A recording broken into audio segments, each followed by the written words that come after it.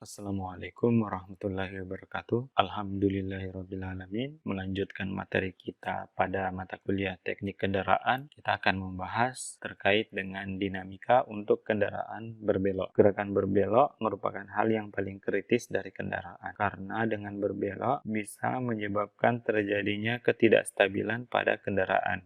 Bisa terjadi skid ke samping maupun bisa terjadi guling. Hal ini disebabkan karena tidak mampunya kendaraan menahan gaya sentrifugalnya. Kinematika kendaraan berbelok pada saat kecepatan rendah. Hal ini merupakan salah satu kondisi ideal dari kendaraan, di mana kondisinya ban tidak terjadi slip. Nah, kita lihat model sebuah kendaraan, panjang wheelbase-nya disimbolkan dengan L dan lebar disimbolkan dengan T. Adapun sudut setirnya atau steer angle-nya kita simbolkan dengan delta, di mana ada dua ban, delta O dan delta I. Delta O merupakan ban yang berada di sisi luar. Pada saat berbelok ke kanan, ban sisi luar tentunya memiliki lintasan yang lebih jauh. Pada saat kecepatan rendah, arah gerak dari bannya sama dengan arah bidang putar dari ban itu sendiri. Untuk mekanisme yang berputar maupun gerakannya translasi, jari-jari pusat sesaatnya tegak lurus dengan bidangnya. Ini adalah jari-jari pusat sesaat dari ban belakang. Kemudian di garis merah ini adalah jari-jari pusat sesaat dari ban sisi luar. Dan ini adalah jari-jari pusat sesaat untuk ban sisi dalam. Dan akan ketemu dalam satu titik yang kita sebut pusat sesaat. Kita tinjau untuk ban sisi luar, sudut yang terbentuk antara jari-jari pusat sesaat ban belakang dengan jari-jari pusat sesaat dari ban luar membentuk sudut delta O. Demikian halnya ban sisi dalam, delta I, dan ada satu delta, ini adalah sudut setir rata-rata yang kita kenal nantinya dengan Ackermann. Adapun jari-jari pusat sesaat dari center of gravity ke pusat sesaatnya disimbolkan dengan R. Sehingga ketika kita ingin mengetahui besarnya delta O, yang diketahui adalah L, kemudian R ditambah T per 2 atau seperdua T. Jadi jarak dari pusat sesaat dengan ban sisi luar itu R ditambah dengan seperdua T. Sehingga untuk mengetahui delta O, sisi depan dibagi dengan sisi samping atau tan L per R plus T per 2. Jika kita ingin mengetahui nilai steer angle delta O, kita bisa mengetahui dengan tangen delta O sisi depan per sisi samping, atau dalam hal ini R per R plus T per 2. Nah, sedangkan posisi dari delta I, L per R dikurang T per 2. Jadi ini adalah persamaan untuk mengetahui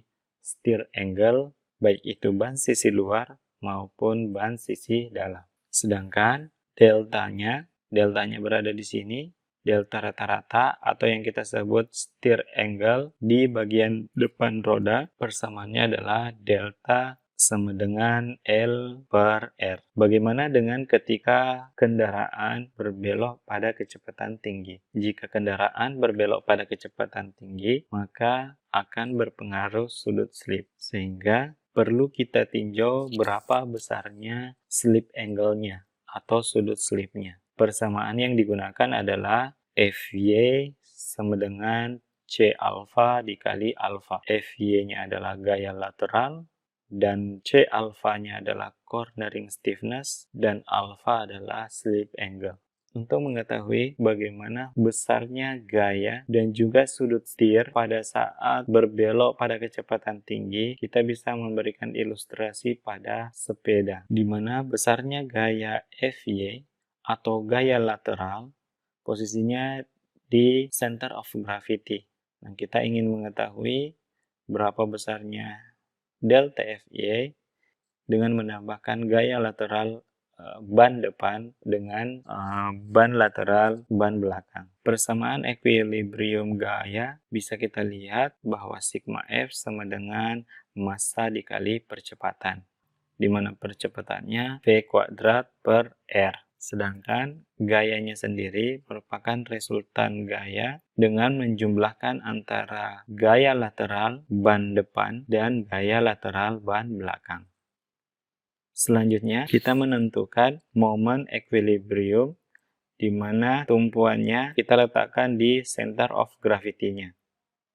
FYF dikali A atau gaya dikali jarak, kita masukkan FYF dikali B dikurang FYR dikali C. Kita akan mengetahui besarnya gaya dan momen equilibrium pada kendaraan berbelok pada kecepatan tinggi. Yang pertama kita gunakan adalah persamaan hukum Newton kedua, bahwa sigma F sama dengan massa dikali percepatan. Percepatannya di sini adalah v²/r, sedangkan sigma F-nya yang digunakan adalah gaya lateral atau gaya dalam arah Y. Itu akumulasi dari gaya lateral ban depan dengan gaya lateral ban belakang. Selanjutnya, menentukan momen equilibrium di mana acuannya adalah di center of gravity. Sehingga kita masukkan FYF dikali dengan B, gaya dikali jarak, FYF dikali B, kemudian FYR dikali C.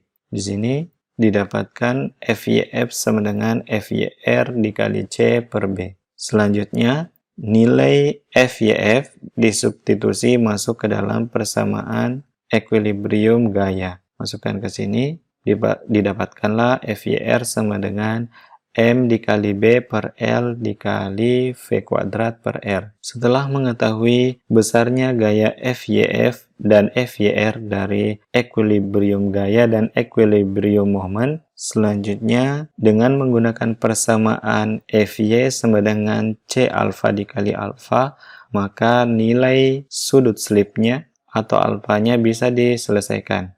Nilai FYF dan FYR dimasukkan ke FY, sehingga alfa F-nya sama dengan WF dikali V² per C alfa F dikali G dikali R. Sedangkan untuk sudut slip ban belakang, alfa R sama dengan WR dikali V² per C alfa R dikali G dikali R.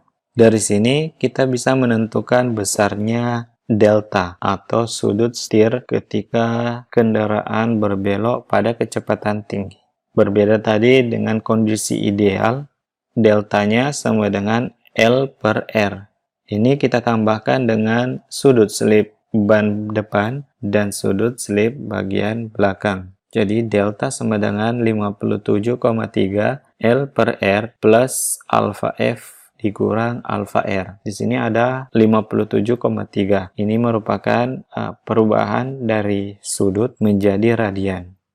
1 derajat sama dengan 57,3 radian. Selanjutnya, alfa F dimasukkan dan alfa R juga dimasukkan ke dalam persamaan, sehingga hasilnya adalah delta sama dengan 57,3 per L. Sehingga hasilnya adalah delta sama dengan 57,3 L per R plus WF V² per C alfa F dikali G dikali R dikurang WR V² per C alfa R kali G dikali R. Selanjutnya, di sini masing-masing memiliki percepatan V² per R. Di sini juga memiliki G atau percepatan gravitasi, sehingga nilainya dikeluarkan delta sama dengan 57,3 dikali L per R tambah WF per C alfa F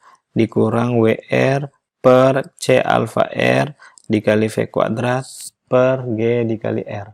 Dari persamaan tadi, WF per C alfa F dikurang WR per C alfa R biasa disebut dengan understeer gradient, atau di sini adalah K. Sehingga bisa dituliskan dengan delta sama dengan 57,3 L per R plus KAY atau percepatan dalam arah lateral. Kondisi ketika kendaraan berbelok pada kecepatan tinggi bisa terjadi understeer, oversteer, maupun neutral steer. Kondisinya Seperti ilustrasi gambar berikut, ketika dia melebar seperti ini disebut dengan understeer. Sedangkan gambar yang sebelahnya adalah oversteer. Neutral steer, WF per C alpha F sama dengan WR per C alpha R ketika K sama dengan 0 atau alpha F sama dengan alpha R. Understeer terjadi ketika WF per C alpha F lebih besar dari WR per C alpha R.